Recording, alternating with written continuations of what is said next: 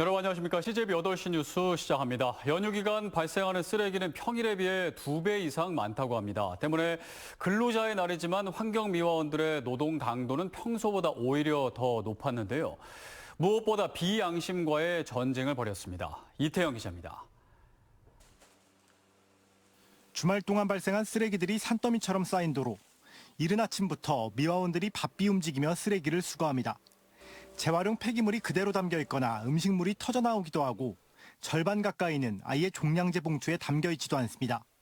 봉투를 뜯어 무단 투기자에 대한 단서를 찾아보지만 한계가 있습니다. 불법 투기가 많기 때문에 이거를 저희가 다 싣고 가야 되는데 이제 소각장에서 단속을 하게 되면은 저희 차량이 운행을 못하는 경우도 있고.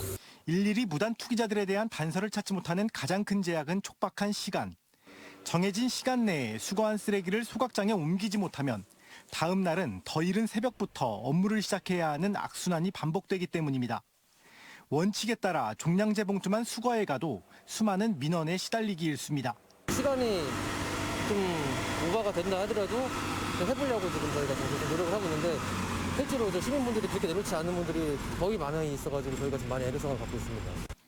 특히 연휴 기간 발생하는 쓰레기의 양은 평일보다 2배 이상 많아지는데 분리수거가 제대로 되어 있지 않거나 무단 투기량이 많아지면 환경미화원들의 노동 강도는 그만큼 올라갑니다. 노동 강도는 상당히 셉니다. 아파가지고 병원에 가는 사람들이 많아요. 또 이제 물리치료나 이제 도수치료 이런 거 이제 주기적으로 받는 사람들이 많거든요. 근로자의 날 오히려 평소보다 더 많은 쓰레기, 불법 투기와의 전쟁도 벌여야 했던 환경미화원들.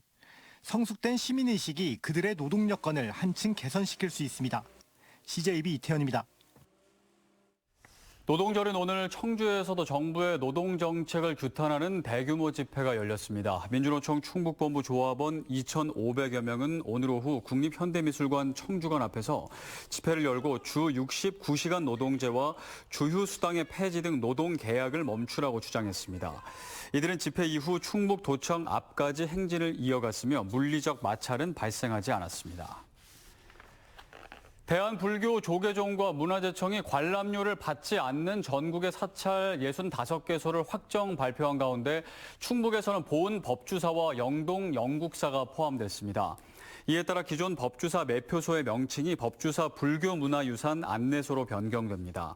한편 문화재청은 관람료 감면 시행 첫날인 오는 4일 법주사에서 불교문화유산 보호 캠페인을 진행한다고 밝혔습니다. 김영환 지사의 대표 공약인 출산 육아수당이 오늘 첫 발을 뗐습니다. 올해 충북에서 태어난 아기는 5년간 총 1,000만 원을 지원받을 수 있습니다. 안정원 기자가 보도합니다. 청주에 사는 안희성, 강희진 부부는 지난 1월 건강한 아들 쌍둥이를 품에 안았습니다. 쌍둥이 육아가 쉽지만은 않지만 아이가 주는 기쁨은 2배. 여기에 올해 태어난 아기부터 출산 육아수당을 받을 수 있다고 하니 기대가 됩니다.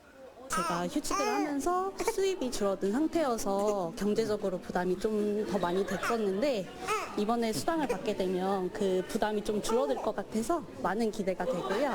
저희한테 실질적으로도 도움이 많이 되는 것 같아요. 그래서 이게 끝이 아니라 더욱더 출생률을 높일 수 있는 현실적인 정책 방안들이 많이 마련됐으면 좋겠습니다. 도내 153개 읍면동 행정복지센터에서 충청북도 출산 육아수당 접수가 시작됐습니다.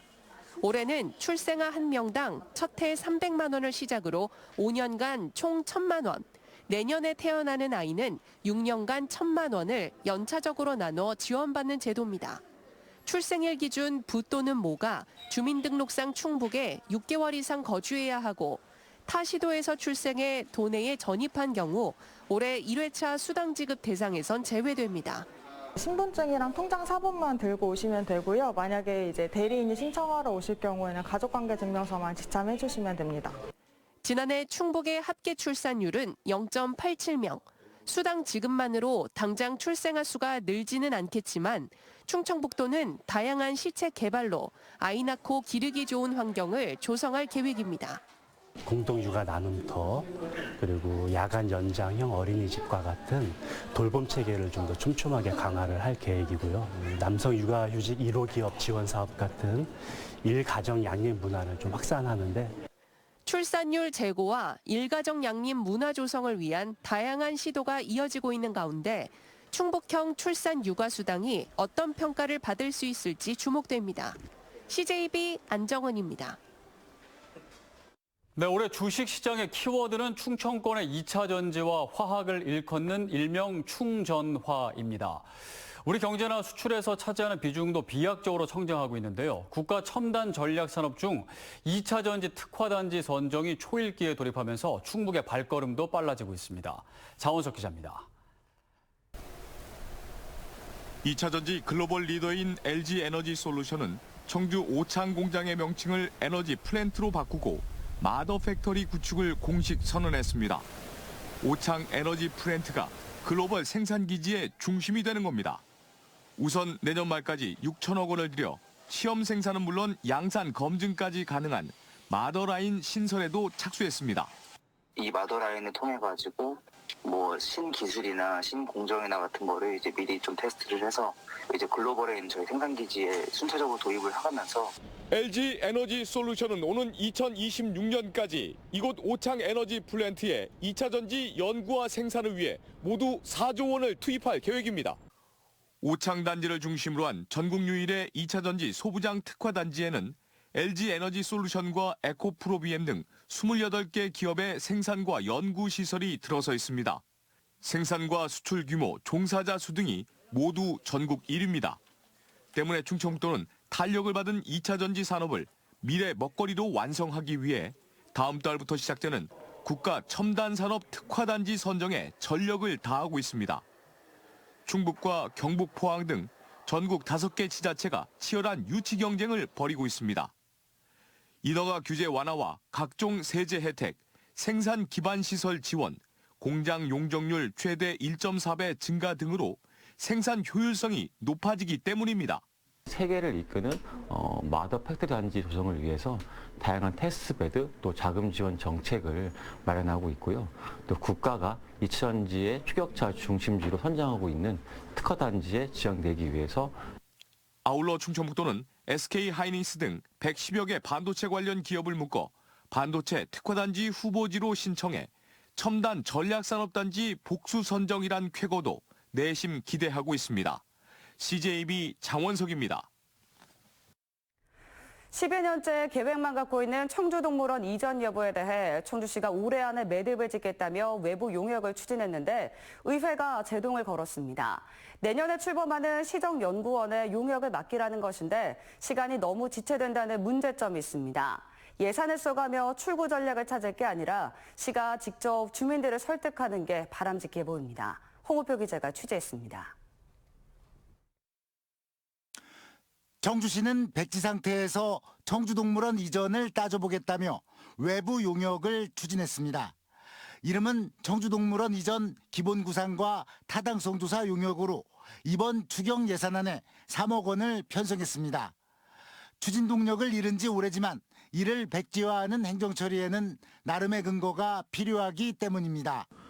안 되겠다고 하시는 분들이 전부였습니다. 사실 이거 이전하면 수천억 들고 그 이전 비용에 대해서 쉽게 말해서 그 상계해서 비용을 뽑아낼 수 있는 것도 불가능하고 당초에 청주청원 통합의 상생 합의안에 이 내용이 있다 하더라도 그 부분에 대해서는 저희가 주민 설득이 필요한 부분이 있으면 설득하도록 하겠습니다. 그런데 행정문화위원회에 문턱조차 넘지 못하고 전액 삭감됐습니다. 내년에 출범 예정인 시정연구원에 용역을 맡기라는 것입니다. 하지만 시는 난감해하고 있습니다. 출범 이후 시정연안을 파악하는데 몇 년이 걸리는 데다 도시계획이나 교통 등에 특화될 시정연구원이 해낼 수 있는 용역의 종류도 아니기 때문입니다. 결국 청주동물원 이전 여부는 또 시간 끌기 수순에 접어들었습니다. 내년 본 예산에나 다시 용역비를 넣을 수 있게 된 것입니다. 이러는 사이 현 청주동물원 측은 문화재청 공모에 선정됐다며 국비도비 18억 원 등 모두 21억 원을 투입해 오는 2025년까지 천연기념물 자연방사 훈련장을 만들겠다고 밝혔습니다. 일선 행정은 이미 청주동물원 이전 백지화를 전제로 진행되고 있다는 걸 의미하고 있습니다. 이런 이유로 뻔한 답을 얻기 위해 굳이 예산을 들여 용역을 줄 것 없이 시가 직접 주민 설득에 나서야 한다는 주장에 힘이 실리고 있습니다. CJB 홍우표입니다.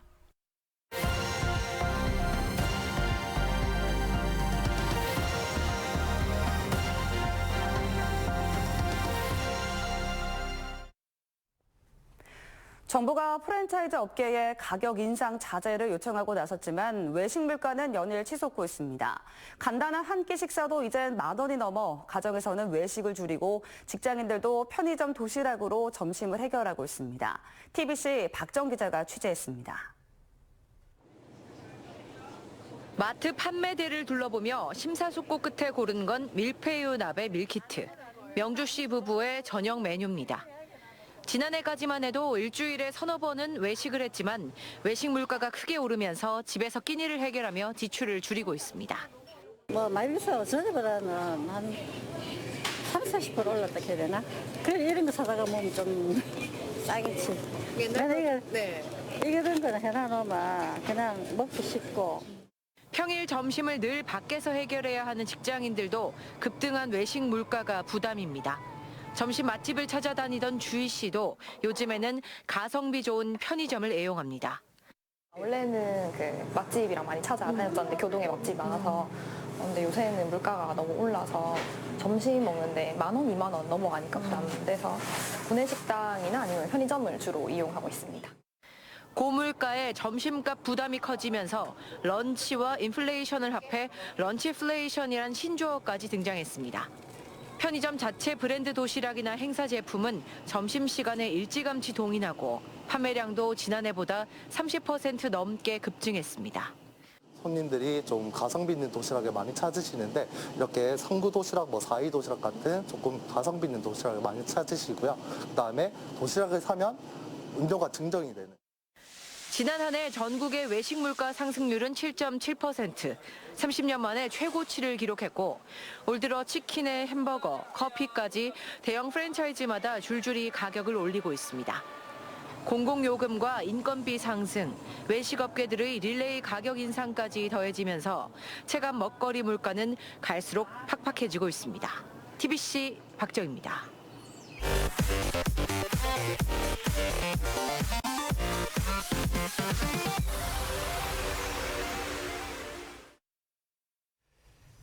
청주시가 올해 1분기 47억 1천만 달러의 무역 수지 흑자를 달성했습니다. 올해 1분기 청주 지역 수출액은 56억 7천만 달러, 수입은 9억 6천만 달러로 지난해 동기 대비 수출과 수입이 각각 10.7%, 12.4% 동반 하락하며 불황형 흑자를 기록했습니다. 수출 비중은 반도체 31.4%, 정밀화학원료 26.9% 순으로 높게 나타났고 국가별 수출은 중국이 21억 8,400만 달러로 가장 많았습니다. 이번 달부터 청주페이의 인센티브가 상향 지급됩니다. 청주시는 가정의 달을 맞아 30만 원의 지급 한도 내에서 현재 7%인 인센티브를 10%로 올린다고 밝혔습니다. 청주시는 이번 달 발행 규모도 월 평균보다 2배 많은 512억 원으로 확대하는 한편 5번째와 50번째, 500번째 충전 시민 등 5명에게는 50만 원의 특별 인센티브를 지급하는 이벤트도 마련했다고 덧붙였습니다. 충주시가 올해도 전기 오토바이 보급 사업을 이어갑니다. 충주시는 1억 1,200만 원의 예산을 들여 전기 오토바이 70대를 보급한다고 밝혔습니다.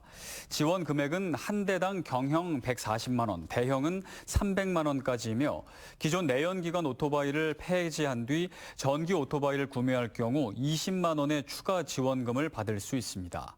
지원 보급 차종은 환경부 전기자동차 종합 포털에서 확인할 수 있습니다.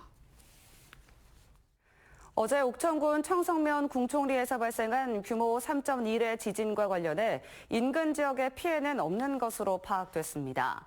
옥천군은 오늘까지 지진과 관련한 피해 신고는 없었으며 면사무소를 중심으로 피해 여부를 확인하고 청산면 접경 마을 등에 대해 피해 확인을 요청하는 안내 방송을 이어가고 있다고 밝혔습니다. 이번 지진은 올해 한반도에서 발생한 지진 중 세 번째 규모로 충북을 비롯해 대전과 충남, 전북 등에서 80여 건의 유감 신고가 접수됐습니다. 오늘 오전 10시쯤 충주시 대소안면 중부 내륙고속도로 충주 나들목 인근에서 트레일러가 앞서가던 승용차를 추돌하며 운전자 등 2명이 다쳤습니다. 이 사고로 트레일러에 실려있던 경유가 도로에 쏟아지면서 일대 도로가 1시간 동안 통제됐습니다. 낮 12시쯤에는 영동군 경부고속도로 황간휴게소 인근에서 1차로를 달리던 SUV 차량이 고장으로 앞서 정차 중이던 승용차를 들이받으며 3명이 병원으로 옮겨졌습니다. 청주영덕경찰서는 친아들을 살해한 우즈베키스탄 국적의 30대 A씨에 대해 구속영장을 신청했습니다. A씨는 지난달 29일 새벽 3시 40분쯤 청주시 복대동의 한 빌라에서 4살 배기 아들을 목을 졸라 숨지게 한 혐의를 받고 있습니다. A씨는 산후 우울증을 앓고 있던 것으로 전해졌으며 범행 이후 경찰에 자수했습니다. 청주지법 형사 2단독은 공사장을 돌며 자재를 빼돌린 73살 목사 A씨에게 징역 10개월을 선고했습니다. A씨는 지난해 1월과 4월 세종시와 경기도 오산시의 공사 현장에서 각각 200만 원과 400여만 원의 건설 자재를 훔친 혐의로 재판에 넘겨졌습니다. 재판부는 피고인이 목사인 점을 참작해달라고 요청했지만 이는 오히려 모범적인 행동을 해야 할 피고인에게 불리한 정상이라며 양형 이유를 밝혔습니다. 충북 청주FC가 지난 주말 안양에서 열린 K리그2 10라운드 경기에서 FC 안양에게 1대 0으로 패하며 리그 4연패 늪에 빠졌습니다. 이로써 충북 청주FC는 1승 3무 6패를 기록하며 13개 구단 중 12위까지 순위가 하락했습니다. 충북 청주FC는 내일 강릉 종합운동장에서 일부 소속인 강원FC를 상대로 FA컵 3라운드 경기를 갖습니다.